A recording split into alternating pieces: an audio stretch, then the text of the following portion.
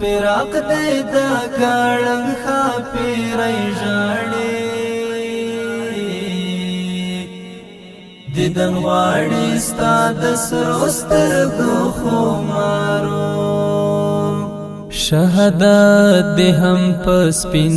بشر مین وو شهادت دې هم په سپین بشر مین وو معلومیږي دې د حسن له آثارو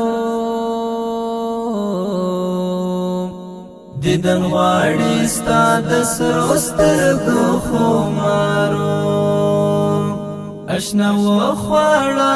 غرونو که هوارو لټوم بادې په کومو کومو لارو